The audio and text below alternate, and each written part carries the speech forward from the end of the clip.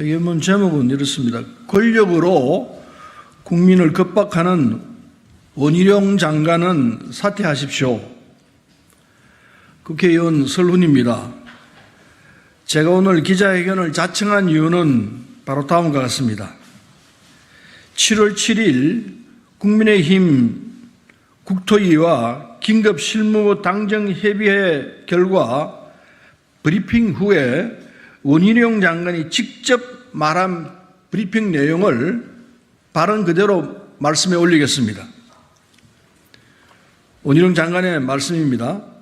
민주당은 더 이상 추측과 정황만으로 질끔질끔 소설 쓰기로 의혹 부풀리기에 몰두하지 말고 자신 있으면 정식으로 국토부 장관인 저를 고발하십시오. 수사에 응하겠습니다.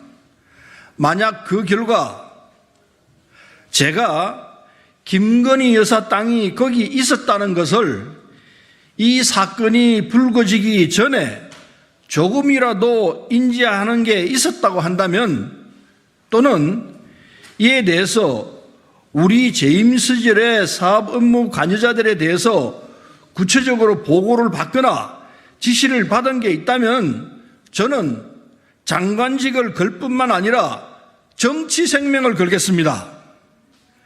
대신 그 고발 수사 결과 민주당이 제기한 현재 의혹들이 근거가 없고 누구임이 밝혀진다면 민주당 간판 내리십시오. 이게 원희룡 장관이 직접 7월 7일 날 말씀했던 내용입니다. 서울 양평고속도로 백지화를 선언하면서 자신의 장관직을 걸고 김건희 여사 일가의 땅이 고속도로 변경한 부근에 있었던 사실을 몰랐다고 시치미를 뚝 뗐습니다. 그런데 원희룡 장관은 김건희 여사 일가의 땅이 그곳에 존재하고 있었다는 것을 이미 알고 있었습니다. 2022년 10월 6일 국토위 국정감사 때 우리 민주당의 한준호 의원이 강상면 일대 김건희 여사 일가 토지의 수상한 형질 변경 의혹을 제기했고 원희룡 장관은 확인해 보겠다고 대답했습니다. 단순한 질의응답이었다면 깜빡 잊었을 수도 있습니다. 그러나 관련 토지 자료들이 구체적으로 제시되었던 매우 중요한 질의였기 때문에 원희룡 장관이 결코 흘려들을 수가 없었던 내용입니다. 고속도로 정점 부근에 김건희 여사 땅의 일가가 있었다는 걸 알고 있었다면 장관직과 정치 생명을 걸겠다고 했으니 원희룡 장관은 자신의 말에 책임을 지고 장관직을 물러나야 합니다. 거짓말을 했기 때문에.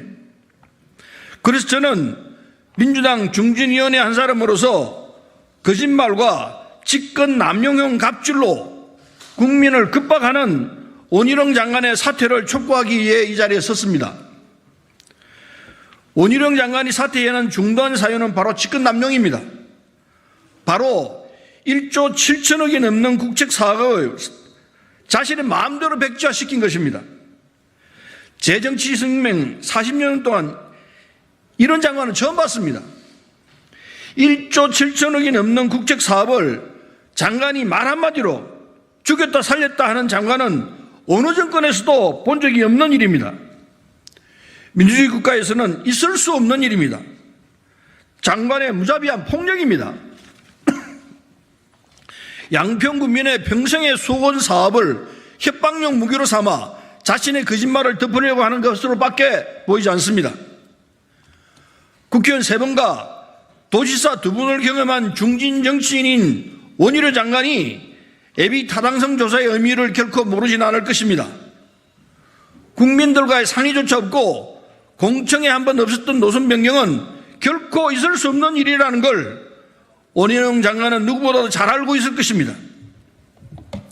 예비 타당성 조사는 1999년 김대중 정부 때 정부 사업의 예산 낭비와 정책적 경제적 타당성을 사전에 면밀히 검증하기 위해 도입된 제도입니다.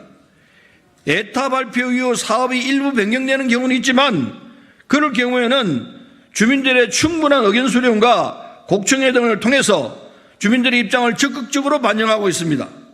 정치인이라면 누구나 아는 상식입니다. 국회의원을 3번이나 하고 도지사를 2번이나 역임한 원희룡 장관이 이런 기본적인 상식도 몰랐다고 하면 정치할 자격이 없는 사람입니다. 무능한 정치인입니다. 김건희 여사 일가 토지의 소유 쪽으로, 김건희 여사 소유의 토지 쪽으로 서울 양평 고속도로 종점을 변경하라고 하는 사안이 우연일지 계획된 비리일지 그 진실은 곧 드러날 것입니다. 그러나 그 전에 원희룡 장관은 사퇴해야 합니다. 김건희 여사 일가의 토지가 존재한다는 사실을 알고도 모른다고 시치미를 일관한 점, 1조 7천억이 넘는 중대한 국책사업을 장관직을 이용해 멋대로 백지화시킨 점 반드시 책임을 져야 합니다. 원희룡 장관은 분명히 자신의 장관직을 걸었습니다.